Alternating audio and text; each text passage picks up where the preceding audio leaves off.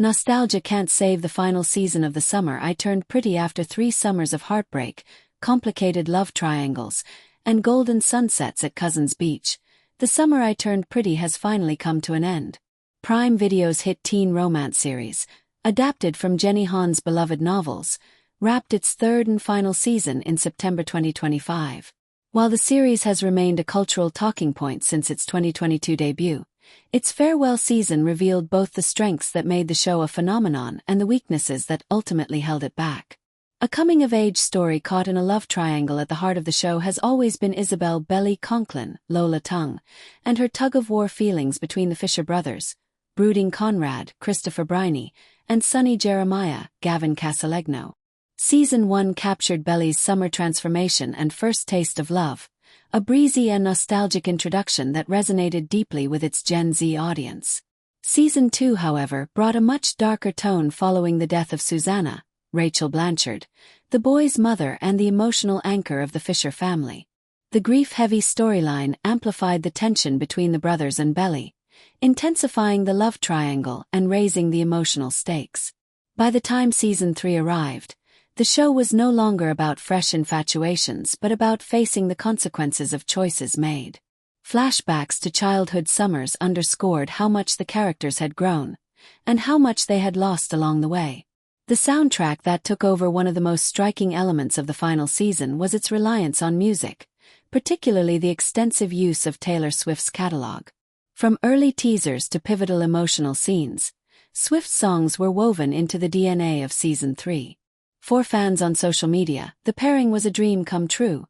Swift's lyrics mirrored Belly's journey of heartbreak and longing, and clips set to her music spread quickly online. But in the actual episodes, the effect was mixed. At times, the music felt overpowering, guiding the audience's emotions instead of letting the performances and writing do the work. The nostalgia of Swift's voice certainly boosted viewership, but it often made the season feel more like a curated playlist than an organic story. Performances. Some shine, some falter. Lola Tung's performance matured noticeably this season. Belly, often criticized by viewers in earlier seasons for her indecisiveness, finally showed moments of self-awareness. Her growth made her more watchable, even as her choices continued to frustrate. Christopher Briney emerged as the quiet force of the show. Conrad's longing, regret, and inner turmoil were conveyed less through words and more through his subdued, thoughtful performance.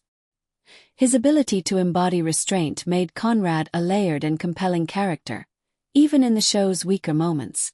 Jeremiah, on the other hand, suffered from inconsistent writing. His subplot about becoming a chef, punctuated by a chocolate cake scene at a wedding, felt underdeveloped and disconnected from the central narrative. Even his last-minute romance with Denise lacked spark, leaving Gavin Casalegno little to work with. A finale that tries too hard. The series finale attempted to address nearly every criticism fans had raised over the years. Belly acknowledged her role in ruining a family. Jeremiah finally opened up about living in Conrad's shadow, and the Fisher family seemed to reconcile their differences in record time.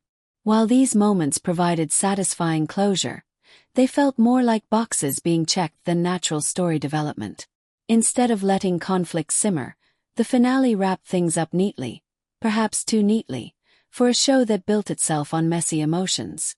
What still works? Nostalgia and Cousins Beach. Despite its flaws, the final season retained the magic of nostalgia. Cousins Beach, with its warm lighting, sun-soaked afternoons, and late-night conversations, remained the series' emotional anchor. The setting served not just as a backdrop but as a character itself, embodying the bittersweet passage of time. The quiet moments, particularly between Belly and Conrad, reminded viewers why the love triangle gripped audiences in the first place. Their late-night talks captured the essence of first love. Confusing, painful, yet unforgettable. The closing train station scene, in particular, stood out. Stripped of overbearing music and flashy editing, it let the actors' raw performances speak for themselves, and in doing so, delivered one of the series' most poignant moments. What comes next? For fans reluctant to say goodbye, there's some consolation. Prime Video has already announced a movie adaptation of We'll Always Have Summer, the final book in Jenny Han's trilogy. Han herself is set to write and direct, promising a continuation that may allow more breathing room for themes of love, family, and self-discovery. The film has the potential to correct some of the pacing issues of the series, diving deeper into the characters' emotional journeys rather than rushing toward resolution. Final verdict: Season 3 of The Summer I Turned Pretty is both a reflection of why the show became a cultural staple and a reminder of its shortcomings. The heavy-handed use of Taylor Swift songs added hype but at times overshadowed the storytelling. Performances from Tung and Bryony anchored the season, while Casalegno's Jeremiah remained underserved by the script. The finale delivered closure, but its tidy resolutions felt somewhat hollow compared to the raw emotions that defined earlier seasons. Still, the series succeeded in what it set out to do: capture the magic and heartbreak of summers that shape us. Messy, nostalgic, and imperfect, the final season reminds viewers that growing up rarely looks the way we expect, and that sometimes even bittersweet endings can linger like a summer sunset. So please like, comment, share, and subscribe my channel.